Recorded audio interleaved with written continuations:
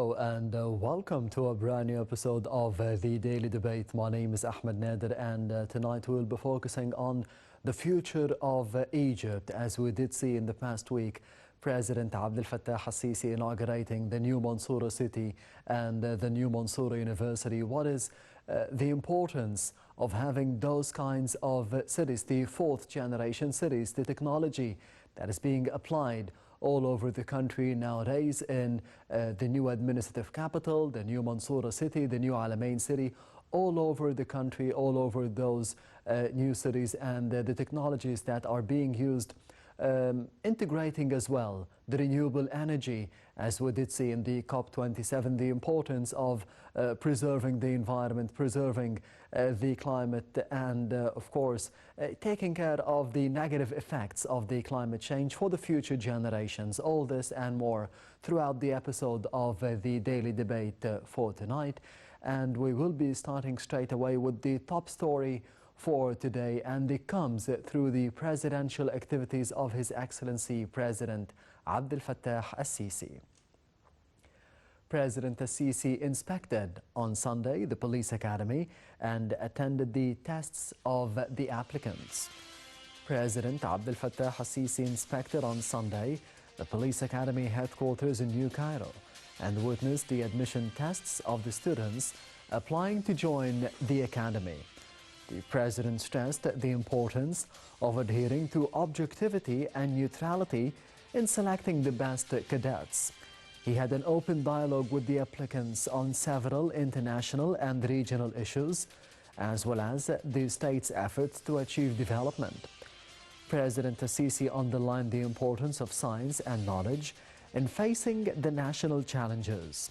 He urged the applicants to be an example for the other youths, wishing them the best of luck in joining this academy.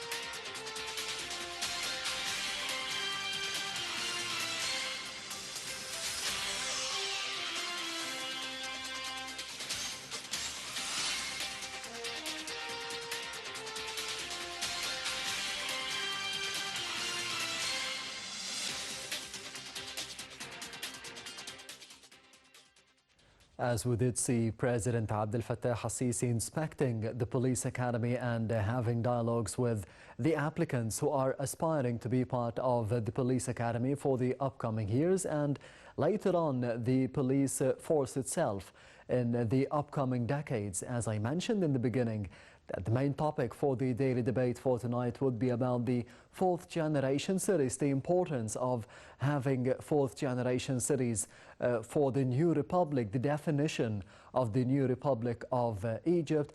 How can it be changing the lives of millions of Egyptians at the villages, as Haya Karima is being applied as well, the decent life, the Takaful and the Karama, the solidarity programs implemented through the presidential directives by President Abdel Fattah al-Sisi in the villages of Egypt and in the cities as well, affecting millions of Egyptians for the future generations, and of course the sustainability of the resources that we have and the quality of living that we are aspiring to be having in the upcoming generations and decades. All this and more in the upcoming report, so stay tuned.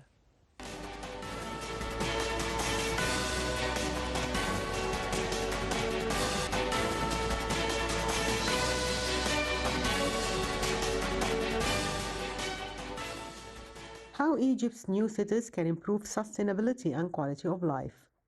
The development of a fourth generation of cities across Egypt, including the new administrative capital, New Alamein, New Mansoura, and other new smart cities, will be a key driver of construction activity in the coming years. These developments are expected to raise competitiveness of the local market, enhance living standards, and generate employment opportunities. The New Cities program, with the current phase of development, the so-called fourth generation of cities, was announced in 2018 shortly after the country's population surpassed 100 million. Developments will leverage advanced eco-friendly technologies as smart utilities and include green spaces. Moreover, these cities will feature upgraded education facilities, the very thing that will help attract younger residents and nurture a knowledge-based economy. In addition to the existing ones, several new cities are under planning or development, with others undergoing smart city regeneration. In addition to the NEC, New Alamein and New Mansoura, new cities are planned in Asyut, Bahira, Bani Suef, Dakhahliya, Giza, Luxor, Marsa Matruh, Minya, North Sinai, Port Said, and Qina, among others. This level of activity bodes well for local contractors as development of megacities across Egypt will continue in the coming years, guaranteeing a solid level of demand for subcontractors in the local market. According to the official website for the Ministry of Housing, fourth generation cities are planned urban developments that integrate advanced infrastructure and ICT technologies. Egypt plans to build several new fourth generation cities in the coming years to house the country's growing population, provide residents with high quality amenities and services, create job opportunities, and reduce pressure on existing cities. سنة ورا سنة ورا سنة سيبنا المشكلة تكبر وتتعقد. ما احنا سنين طويلة عايشين على 7% بس من مساحة مصر. اتكدسنا في المدن، خلفنا كتير، بنينا على الأراضي الزراعية. طب ايه السبب؟ يمكن ما كانش فيه تخطيط للمستقبل زي النهاردة؟ أكيد. يمكن عشان مشوار التغيير صعب ومش سهل ومحتاج وقت وفلوس وإرادة حقيقية وتخطيط لل2 مليون مصري اللي بيزيدوا كل سنة. الكلام كتير عن الأسباب اللي وصلتنا لكده، بس الأهم والأفيد من الكلام إننا نشتغل ونشتغل ونشتغل عشان نلحق نفسنا ونعوض كل اللي فاتنا. ودينا اهو اشتغلنا بجد، شغل ما اتعملش يمكن من أكتر من 150 سنة، وبنطور البنية التحتية وبنبني في كل مكان على أرض مصر. مشروعات إسكان اجتماعي وإسكان متوسط وإسكان متميز، والعشوائيات بنقضي عليها، وبنقضي على معظم المناطق السكنية الغير آمنة، وبنوفر مساكن بديلة لسكانها بتحفظ لهم آدميتهم وكرامتهم وأمنهم وأمان ولادهم وعائلتهم. وبنرجع للريف المصري جماله وزهوته بمشروعات حياة كريمة اللي بتطور آلاف القرى، وكل المرافق والخدمات بتدخل علشان محدش يضطر يسيب قريته. والمدن الجديدة بتظهر في شرق مصر وغربها وطولها وعرضها في زمن قياسي، واللي يتعمل في 10 سنين بيتعمل في سنة. العلمين الجديدة تحفة معمارية واتبنت علشان تبقى شريان حياة شغال طول السنة لمنطقة من أجمل مناطق مصر. مدينة الجلالة تحفة معمارية في حضن الجبل. والعاصمة الإدارية مدينة مركزية تليق بمصر ومكانتها. والإسماعيلية الجديدة، أسوان الجديدة، وبورسعيد الجديدة، وأسيوط الجديدة، ومدينة رشيد الجديدة، وقنا الجديدة، وطبعاً المنصورة الجديدة اللي مجمعانا كلنا النهاردة. وعلى فكرة المنصورة دي بلدي، ليا في كل شارع فيها حكاية، وناسها أهلي وحبايبي أجدع ناس. حموا مصر زمان من الاحتلال ودافعوا عن ترابها بأرواحهم وانتصروا، عشان كده سموها المنصورة بلد العظماء، عروس الدلتا. وعلى قد ما الماضي كان جميل، اللي شايفينه قدام عينينا النهاردة بيقول إن اللي جاي هيبقى أحلى. المنصورة الجديدة معمولة بحلاوة وذوق زمان بس بالألوان. مدينة كبيرة مبنية على مساحة 7211 فدان. مش بس هتبقى مصيف لكل أهل الدلتا، دي مدينة متكاملة هيعيشوا فيها طول السنة، وكل حاجة محتاجينها هيلاقوها.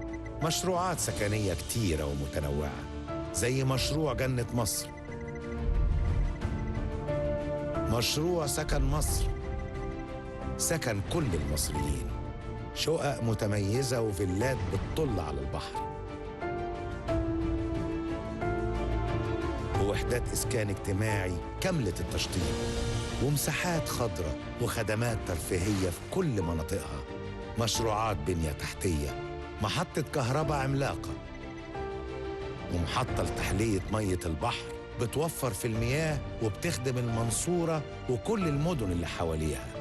المنصورة الجديدة فيها كل الخدمات والمرافق مبنية بالمعايير العالمية، مدارس ومركز طبي عالمي ونوادي رياضية وجامعة دولية من أهم وأكبر الجامعات في مصر، وكورنيش المنصورة الجديدة على شط البحر، حاجة في منتهى الجمال والروعة. تتمشى وتتسوق وتتفسح، تركب عجل، تشم هوا نضيف، وبيتك على بعد دقايق منك وانت مروح. المنصورة الجديدة هتبقى نقلة في طريقة الحياة مش بس لأهلها، للدلتا كلها، لأنها مربوطة بشبكة طرق ضخمة والمواصلات ليها كتيرة وسهلة من أي مكان في الدلتا. وزي ما اتبنت بإيدينا يا مصريين في غمضة عين، إحنا برضو اللي هنعمرها وهنبني فيها الحياة الحلوة اللي بنحلم بيها. ما هو الحلم خلاص بقى حقيقة، ومن النهاردة المنصورة الجديدة هتنور بيكم.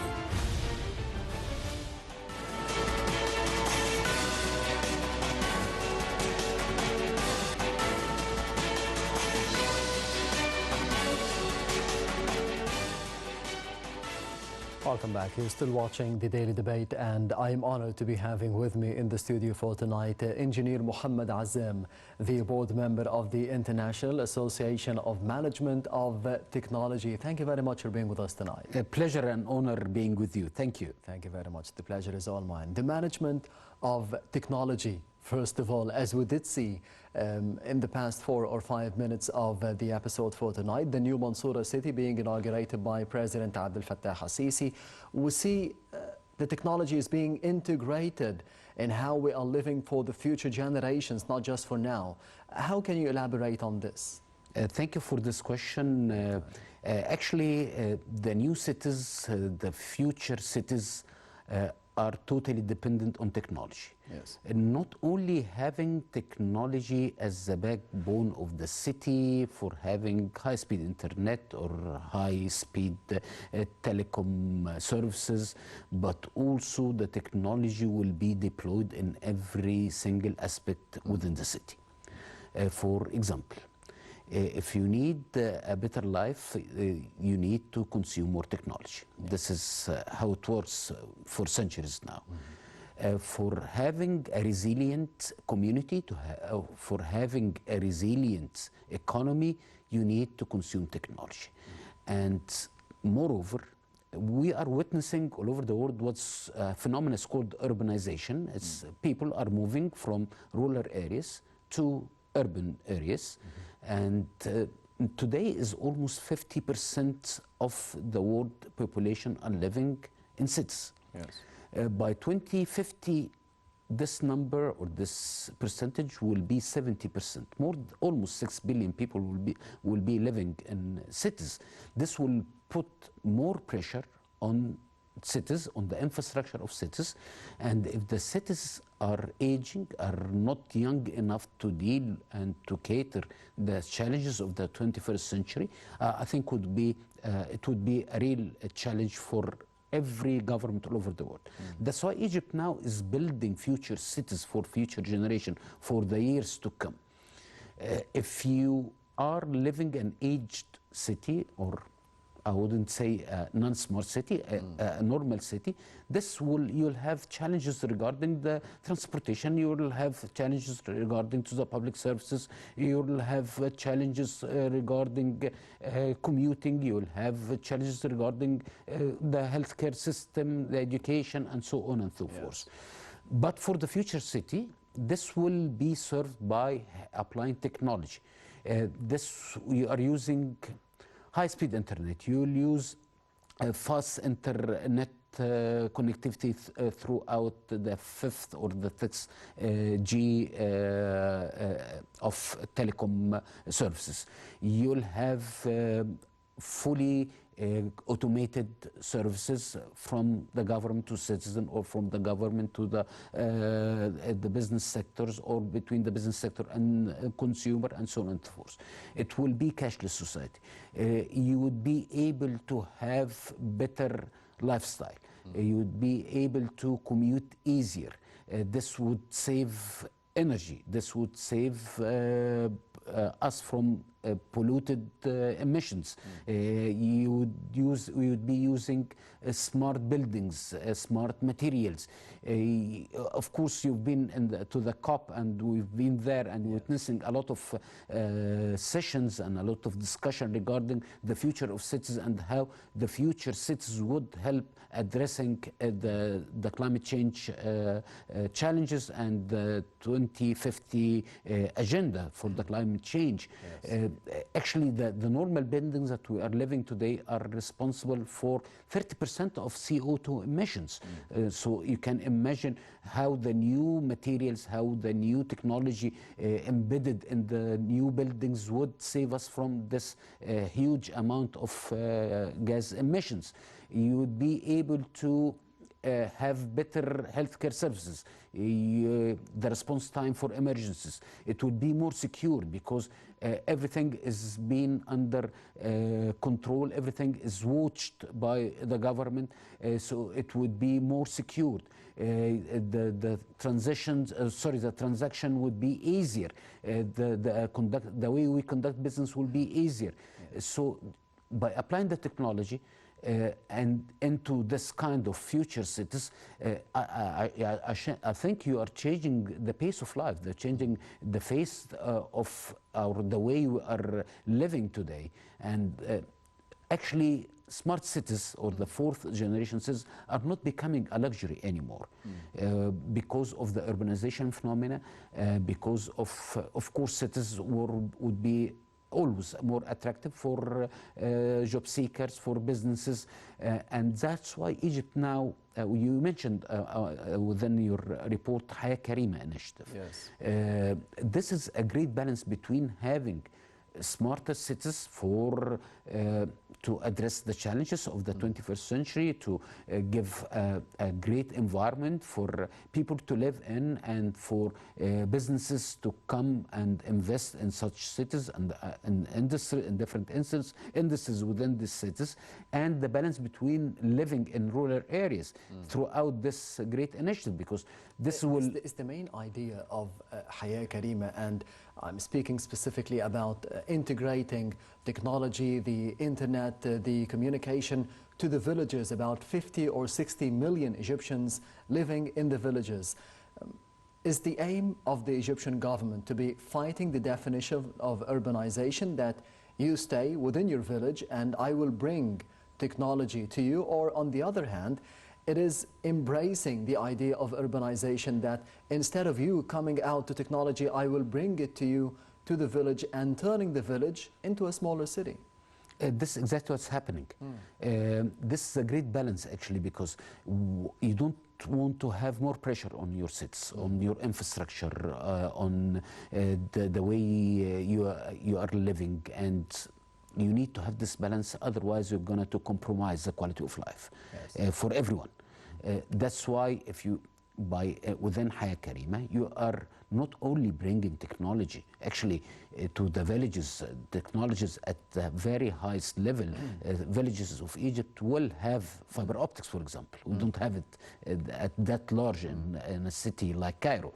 Maybe in the new administrative capital, of course, this will be this kind of service, but these services will be available for having higher speed internet for the villages, and this will create more jobs, directly and indirectly. This will be able to create economic clusters within this kind of rural areas, and the outcome of these clusters will be products and services, so you can either consume it locally or to export it even on the national level or on the international level, by using the technology, opening e-shops, using the e-commerce platforms, making more marketing for the goods and services you are producing within the rural areas. So you are shuffling actually the old concept, the old mindset of living in a rural area. And you can say, as you said, in the rural area, you can say in your villages, in your governorates, and by availing the technology, this would help you to create more jobs, to create more small and micro enterprises within economic cluster, connecting this small and medium enterprises and even micro enterprises to larger enterprises within among the value chain. And of course, you cannot do this unless you have the proper high-tech or the proper information and communication technology infrastructure. If we can compare Cairo nowadays with the new administrative capital, with the new Mansoura city, with the new Alamein city, is Cairo a non-smart city that needs regeneration, if we can call it that? New administrative capital is part of Cairo, and I would say we need to make cities younger. Not smarter, I would prefer to have young cities, or making the old cities actually be able to create another growth phase. Each city has a life cycle, exactly the same life cycle as human beings. So if you are having an aging city, you need to renew this city by availing more technological aspects, technological infrastructure to the city.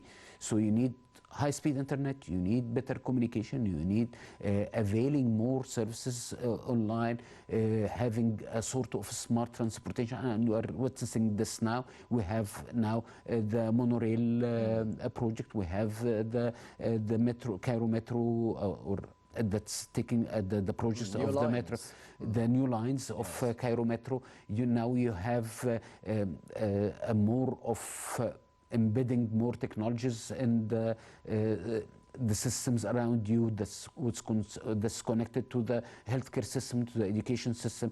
Now we have better industrial zones outside on the border of the greater Cairo that serving the economy. Now you have more logistics hubs around the city that will make commuting people or commuting goods and people are easier by far. So now by applying the technology, you are making the city, the old cities, become younger and start a new growth phase and start a new life cycle of its own.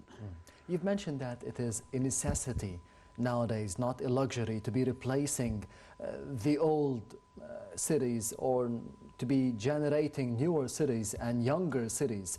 Is it more expensive to be getting a whole new city being constructed like the new capital, like the new Alamein, like the new Mansoura, or to be replacing the older things within Cairo, for example? Is it more expensive? Is it more time efficient to be building a whole new capital, a whole new city? Actually, there is there is not a single answer for this. Actually, you cannot do this or that. Actually, you need to do both. At the same time? At the same time, because we are witnessing a new wave of development in Egypt on the social and economic level.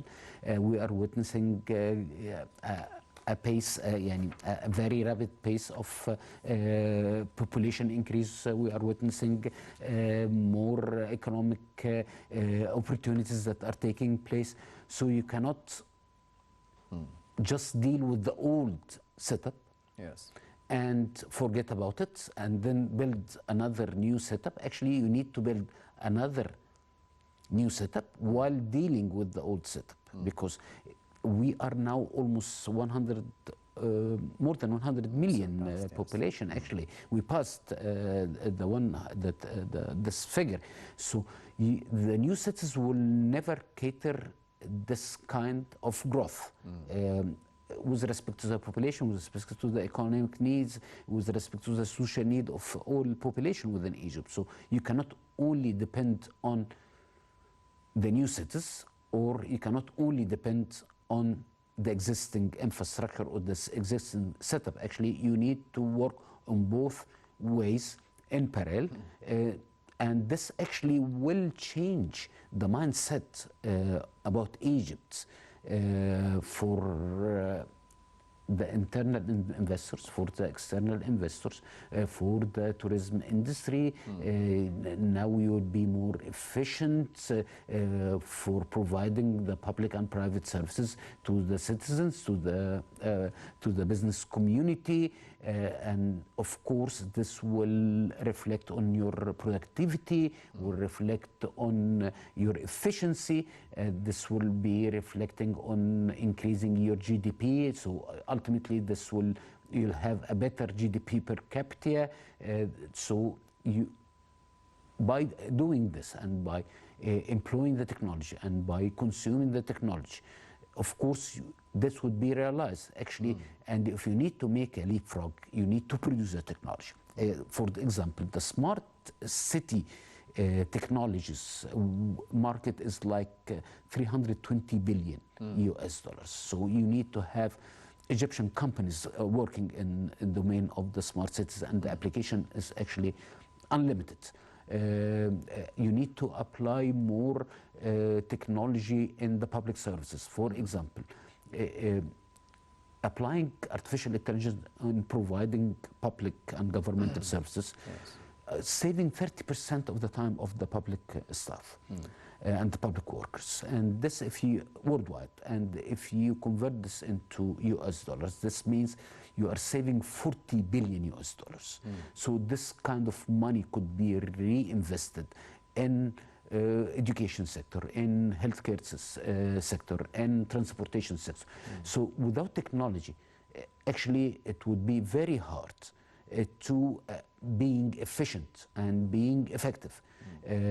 And this is the only way to do so, is to consume technology. And of course, if you need to have better development and you create a better future for the country, and to have a sustainable economic development, you need not only to use technology, but also to produce technology. You've mentioned the importance of the external investors coming from abroad, from the other countries, and you've been to the COP27 and you've seen 60,000 people coming from all over the world, and tens or hundreds of investors coming from all over the world to be seeing the new republic.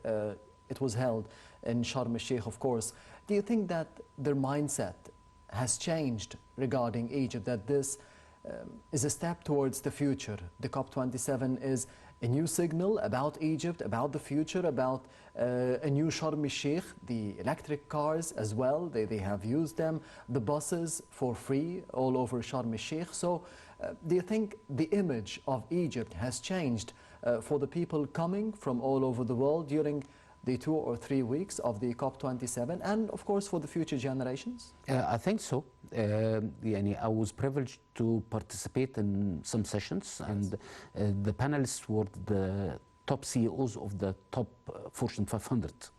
I cannot reveal names, but they actually were the CEOs of the top Fortune 500 from every single industry, from the textile, from the pharmaceutical, from the healthcare, from the heavy industries, from the energy sector, just name it.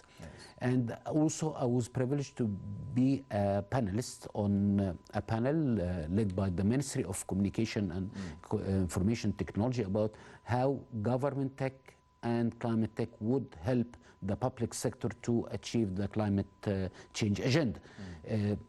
Of course, people were very impressed. Personally, I was impressed. I've been to more than 60 countries all over the world. I've been to the most important high-tech events in the United States or in Europe. And actually what happened in Sharm el-Sheikh was totally head-to-head to this kind of large international events. And if in side talks between me and the many of the participants during COP, actually they were impressed that Egypt was able to organize such Actually, it is one of the most, even it's the most important event in the world. And look at more than 110 public leaders, international leaders from the presidential level, coming from United States, coming from France, Italy, England, and the head of the UN agencies, the head of the World Bank, as I told you, the head of the most influential business leaders from all over the world. Their companies actually trillions of dollar revenue and trillions of dollar value, and they were all together sitting discussing the most pressing issues that facing the world and on the land of Egypt. And I think the outcome of COP27 was quite impressive on the both political, economic level, as well as, of course, the quality of decision that has been took during COP27, that including more investment, billions of dollars investment in the green hydrogen projects in Egypt. And Egypt will become the energy hub for at least Africa, Middle East, and Europe for the coming 20, 30 years. And this is a remarkable achievement for the country, and I think Egypt did a great job in this regards. Yes, Engineer Mohamed Azzam will be taking another report for the daily debate for tonight about the fourth generation cities being the new face of the new Republic of Egypt. We'll be having more details about that in the upcoming reports, so stay tuned.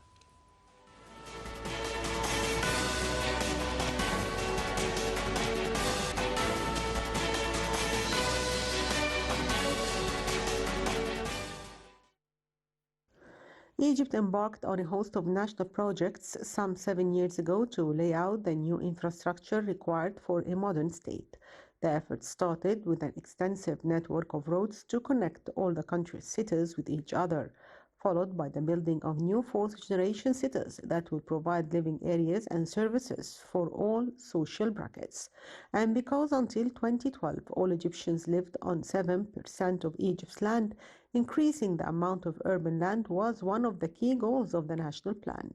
In this regard, the plans have been implemented not by building on agricultural land, but by expanding in new areas that are promising for their economic infrastructure. These can generate job opportunities to encourage people to move there. The locations of the new cities have been selected according to studies conducted in coordination with several authorities, such as Ministry of Environment and the National Center for Planning and Land Use. A presidential decree then gives the green light for the building of a new city, with the implementation being the responsibility of the New Urban Communities Authority.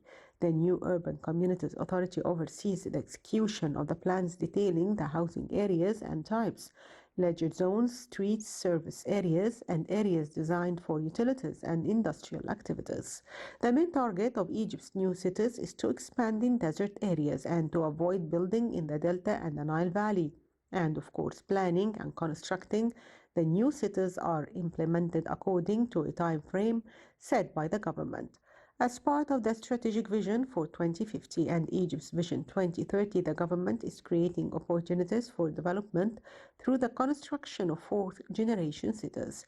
The fourth-generation cities have been established to reduce congestion in other areas, provide services and activities the public need, generate job opportunities, and introduce the use of artificial intelligence in smart cities in a manner in line with the state's vision of the future.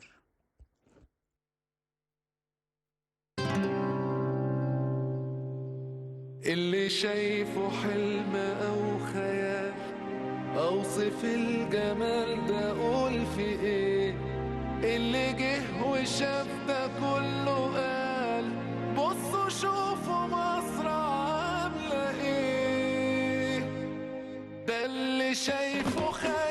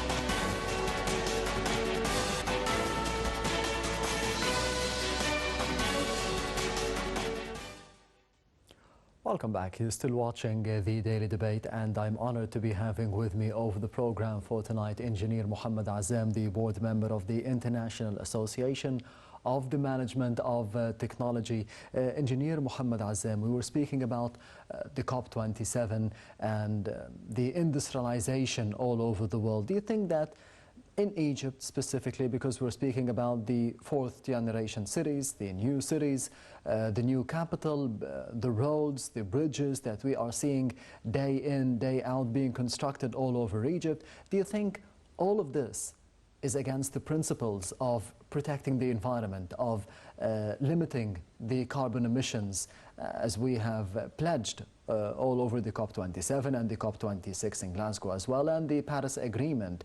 Do you think that this is against that, this is versus that, or we can be doing both, constructing and preserving the environment at the same time? This very challenging question actually is very challenging to answer because of course if you are witnessing the industrial revolutions over the history started in the late 18th century, we harmed the environment a lot. Yes. This up to the fourth industrial revolution that is becoming, we are becoming more I would say environmental conscious. We are becoming more aware of the damage that we made to the environment and the ecosystem, the natural ecosystem. Of course, by being conscious about the environment, you need to change the way you do things. For example, if you are building, you need to have smarter materials that becoming less harmful to the environment and minimizing the CO emission or the carbon footprint coming from this kind of construction. If you working in industry like the textile industry, which is like 500 billion in US dollar industry, and yes, of course it caters a lot of people are working in this value chain. Of course, you need to re-engineer this industry, for example, to becoming more environmental friendly. You need to design new materials. You need to use new materials for that comes from more natural resources. You need to minimize the use of chemicals. You need to design things that could be reused or could be recycled. And one of the great things about the fourth industrial revolution, it's bringing to us the concept of make to reuse, not make to dispose.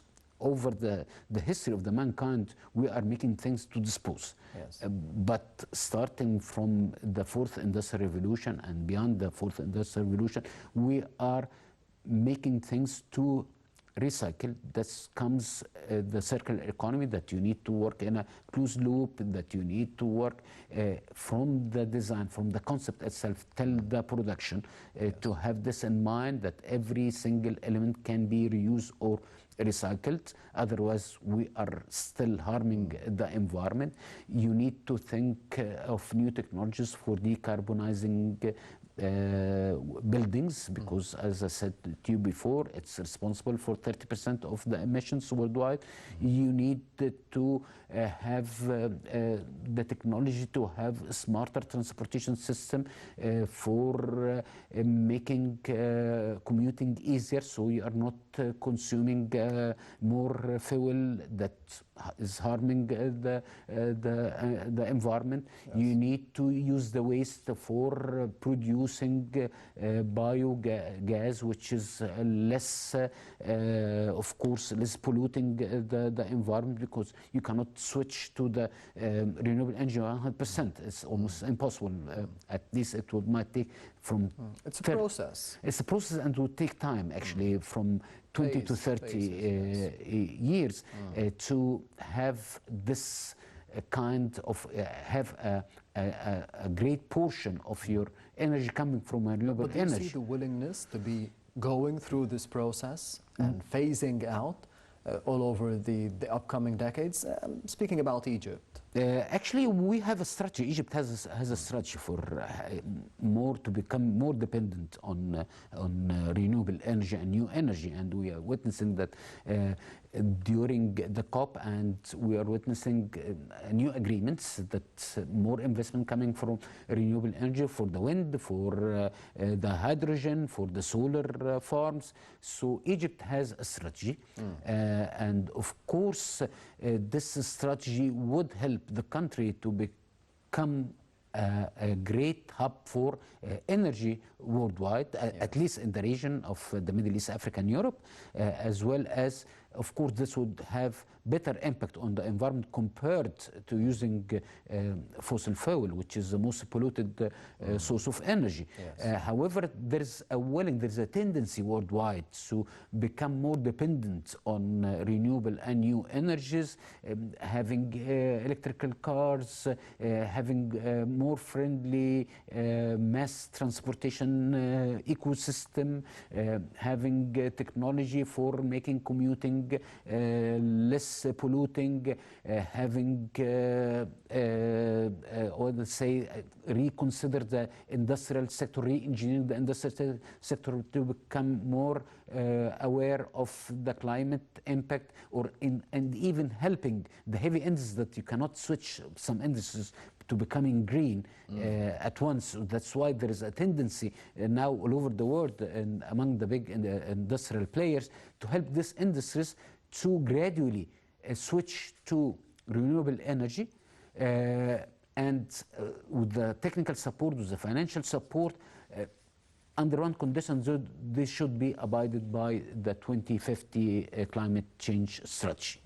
Engineer Mohamed Azzam, in the previous episodes you have made clear the difference between the digitalization, the digital transformation, and the digitization for the upcoming new societies that we will be seeing in Egypt, the new cities, the fourth generation cities. What is the importance of having all those concepts in those cities, in those new cities, being implemented over the years?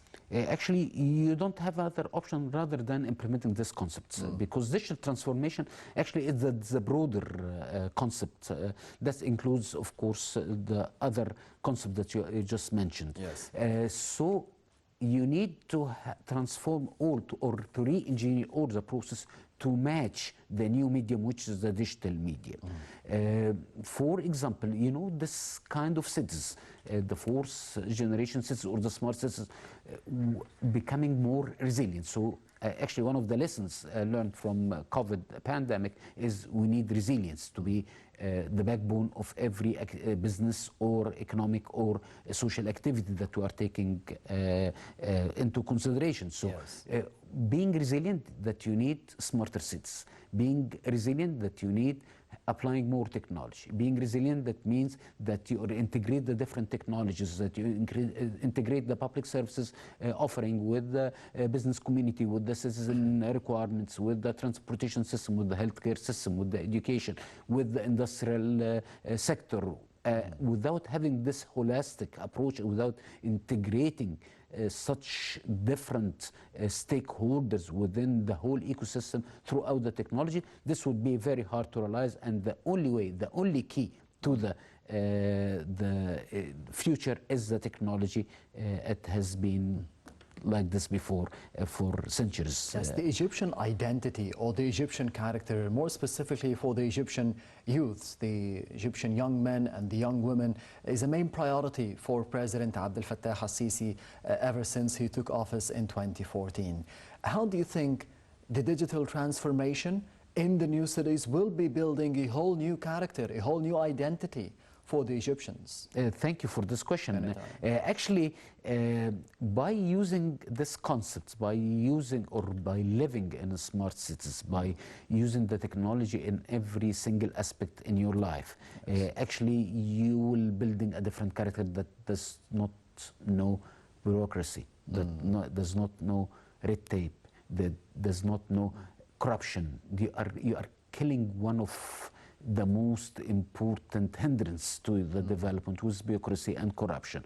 By using the technology, you are eliminating and eradicating these things from the culture within the new city, because the city, you will have the service online, you will pay online, you are buying your grocery online, and you are paying using your mobile wallet or your debit or credit card.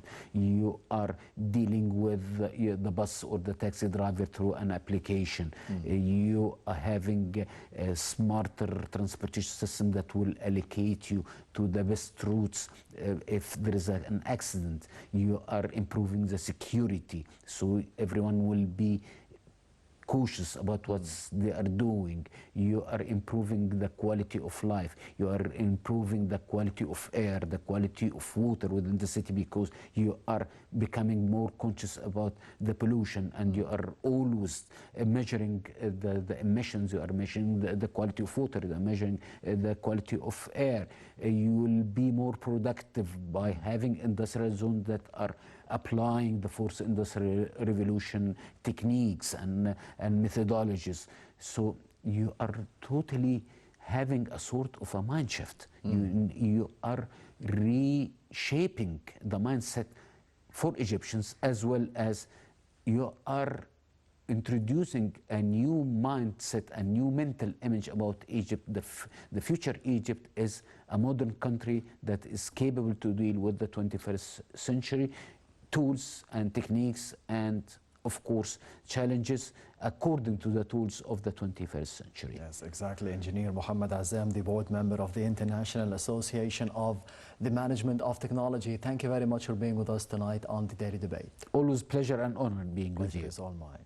And this brings us to the end of the Daily Debate for tonight. Thank you for watching, and goodbye.